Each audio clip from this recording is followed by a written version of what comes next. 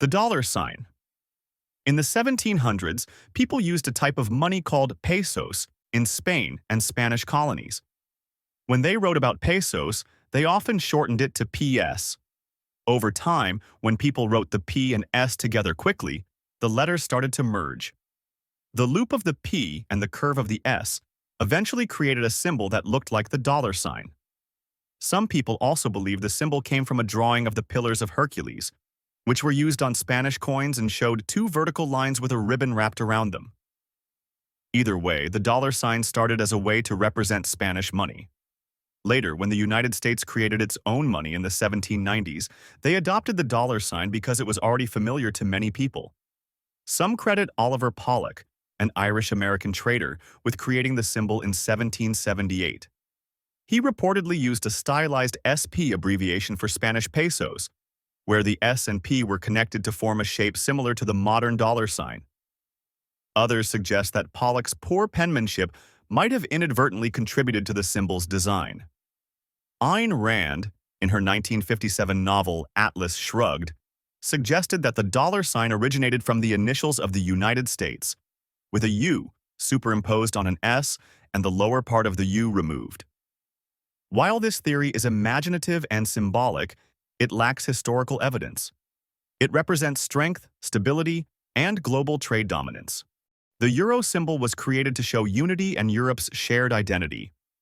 In the 1990s, when the European Union was planning to launch the euro as a single currency, a competition was held to find the best design for its symbol. More than 30 designs were submitted, and the winning one was inspired by the Greek letter epsilon, which represents Europe's cultural roots in ancient Greece. The two parallel lines in the design stand for stability, showing that the euro is a strong and reliable currency.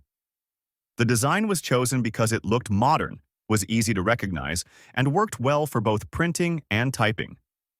The euro officially became the currency for 11 European Union countries on January 1, 1999, but people started using euro coins and banknotes in 2002. The euro itself has a long history tied to Europe's goal of unity and peace. After World War II, countries in Europe wanted to work closely together to avoid future conflicts. In 1957, the Treaty of Rome created the European Economic Community, which laid the foundation for economic cooperation. Over the years, the idea of having one currency for Europe grew stronger. In 1992, the Maastricht Treaty set the rules for this shared currency, and in 1995, the name euro was officially chosen for its simplicity and fairness. Today, the euro is the official money of 20 countries in the European Union, making it one of the most important currencies in the world. The British pound symbol comes from the Latin word libra, which means weight or balance. Ancient Romans used gold and silver for trading, and the pound represented a specific weight of silver. The pound symbol looks like a fancy L because it comes from the first letter of Libra. The British pound was first introduced around 775 AD during the Anglo-Saxon period. Back then, a pound referred to a pound of silver, which was considered a large amount of wealth. Coins called sterlings were made from this silver, and 240 sterlings made up 1 pound. This is where the term pound sterling comes from. The word sterling showed that the silver was of very high quality. For centuries, the value of money was based on the weight and purity of precious metals like silver and gold. Over time, Britain became one of the most powerful countries in Europe, and the pound became very important in trade and business. The Bank of England, established in 1694, started issuing official banknotes that represented the value of coins. This made it easier to carry money and helped make the pound a trusted and stable currency. During the British Empire's expansion in the 18th and 19th centuries, the pound was used across many parts of the world, making it one of the most powerful currencies of the time. Its value was linked to gold under a system called the gold standard, which helped keep it stable. In 1971, the pound underwent a major change called decimalization. Before this, the pound was divided into 240 pennies, which was a complicated system. After decimalization, the pound was divided into 100 pennies, making it much easier to use. The Indian rupee is the official money of India. The word rupee comes from the Sanskrit word rupya, which means silver coin. Long ago, before paper money existed, people in India used coins made of silver and other metals to trade.